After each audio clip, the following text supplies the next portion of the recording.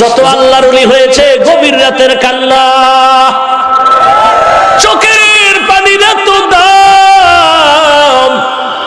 আজকে ময়দানে কান্নার বয়ান নাই, বরং যেই বক্তা বেশি হাসাইতে পারে সেই বক্তা বড় দামি বক্তা। শুধু তাই না, এক বক্তা তো বলেই ফেললো, মোবাইলে শুনলাম, বাঙালিরে কয় বেশি কাঁদবি না, কাঁদবি না, নবী বেশি কাঁদেন নাই। অথচ আল্লাহ বলেন ফালিয়াযহাকু কালিলাও ওয়ালিয়াবকু কাসীরা, কম হাসো, বেশি বেশি কান্না করো। আল্লাহর নবী বলেন চোখের পানি যদি জাহান্নামের ভয়ে ছেড়ে দাও, জাহান্নাম হারাম হয়ে যাবে। قال النبي صلى الله عليه وآله وسلم من بكى من خشية الله حرم الله تلك العين على النار।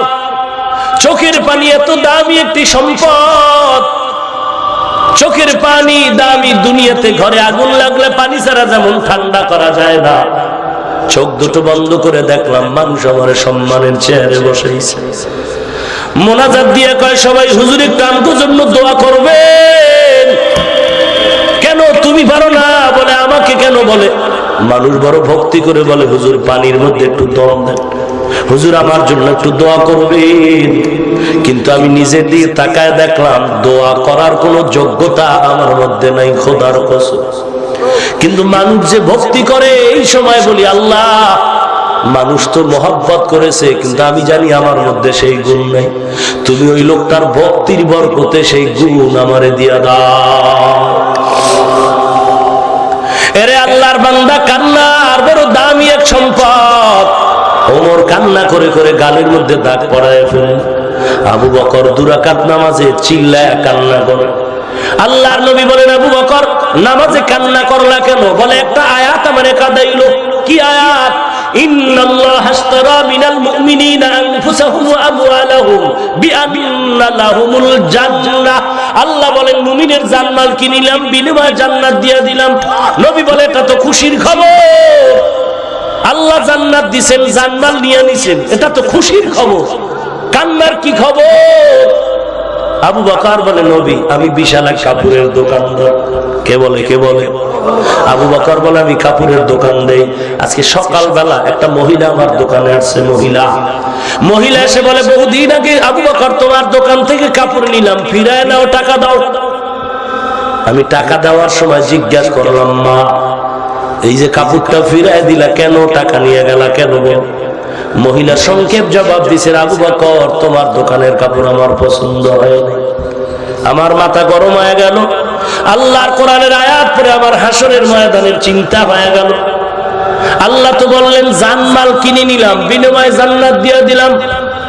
হাসরের আসামির কাঠগড়ায় যদি আবু বকরের ডাক দিয়া কয় আবু বকর আমার দরবারে নাজাতের জন্য কি নিয়ে আসছো? আমি যদি বলি আল্লাহ নাজাতের জন্য নামাজ পড়েছি, রোজা রাখছি, জিকির করেছি, তেলাওয়াত করেছি। আল্লাহ যদি কয় তোর নামাজ, রোজা, হজ, যাকাত আমার পছন্দ হয় নাই, আমার জান্নাতটা ফিরায় দে, তোর জান্নাতটা তুই ফিরায় দে। হাসরের ময়দানে তখন আমার কি উপায়? অথচ জান্নাতের টিকিট আবু বকরের হাতে রেডি। তো চিন্তা করেন মিয়া, খালি অশুইনা বাড়ি যায় ঘুমাইলেন, ফজরও পড়লেন না, কি হবে? কি হবে? মাওলার দরবারে একটু কাঁদো। সবাই তো মোনাজাত ধরে ডানে বামে, সবাই কাঁদে, আমার চোখে কেন পানি নেই? কসম খোদার, ধরে নাও তোমার কপাল পুড়ে গেছে। গুনার কারণে তোমার অন্তর পাথরওয়ালা অন্তর হওয়ার কারণে দিল নরম নাই, দিল নরম নাই, চোখে পানি নাই। আর দিল নরম করে চোখে পানি নেওয়া বেতের বাড়ি দ্বারা হবে না। চোখে পানি আনতে হলে সুন্নতের আমল লাগবে। সুন্নতের আমল দিয়া দিলটারে নরম করে নাও, কারণ সুন্নতের আমল হলো নূর। আমলে নূর বাড়ে সুন্নতের কারণে। এরে নবীর উম্মতের দল, এ যুবক কয়দিন আর যৌবনের বাহাদুরি করবি? ওই যে টেকনাফে রোহিঙ্গাদের তেরান দিয়া 2 সপ্তাহ আগে বাড়ি চলে গেল কয়েকটা যুবক প্রাইভেট গাড়ি। নরসিংদী রোডটা পারানো মাত্র এমন এক অ্যাক্সিডেন্ট রাত্রে হলো, গাড়িও নাই, যুবকও নাই। পরের দিন সিলেটে যুবকের লাশের পাহাড়। এমন কান্নার আওয়াজ। কোথায় গেল যুবক? একটু চিন্তা কর। চোখ দুটা বন্ধ করে 1 মিনিট বালিশে মাথা লাগায় চিন্তা করবি, খেলার জীবনে কত বন্ধু নিয়ে আড্ডা দিলাম, আজকে অনেকে নাই। লেখাপড়ার জীবনে কত বন্ধু নিয়ে আড্ডা করেছি, অনেকে নাই। কর্মজীবনে বহু বন্ধু ছিল, আজকে কেমন যেন আলাদা হয়ে গেছে। একদিন খবর হবে আমিও নাই, তুমিও নাই। আরে আল্লাহর বান্দা, দুনিয়াটা কিছুই না। আজরাইল তো পেছনে দাঁড়ানো আছে। এই ডিসেম্বরের 12 তারিখে সিলেটে বয়ানে গেলাম, এক আল্লাহর বান্দা আলেম, বিয়ার তারিখ ছিল 12 ডিসেম্বর। এর 2 দিন আগে অ্যাক্সিডেন্ট হইয়া বান্দা হাসপাতালে গেল, বিয়ার বাজার সদায় করছে।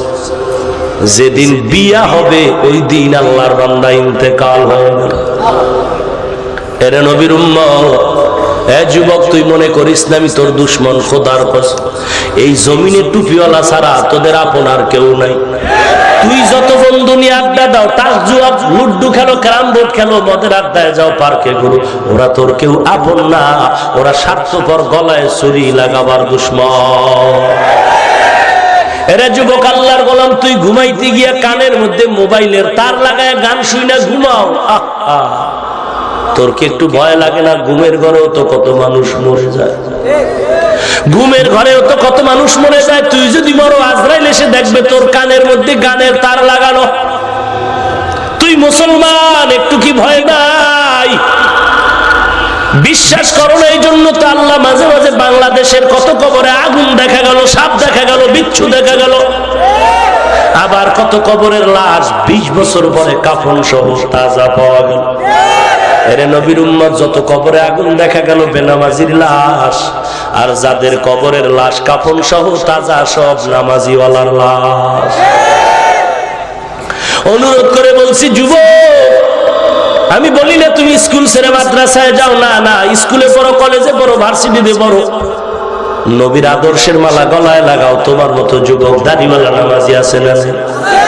তুমি কেন পারবা না? ফাইনাল জবাব, কপাল পোড়া, তওবা না করলে জোড়া লাগবে না। RAB, army, police, BDR, doctor, professor, engineer, কোটি টাকার মালিক, দাড়িওয়ালা নামাজির অভাব নাই। কত যুবক আইসা মোনাজাতের আগে, বয়ানে ওঠার আগে মুসাফা করে, হুজুর মাথায় ফু দেন। কি করো? বলে কলেজে পড়ি। মাথায় টুপি, লম্বা দাড়ি, লম্বা জামা। কিরে?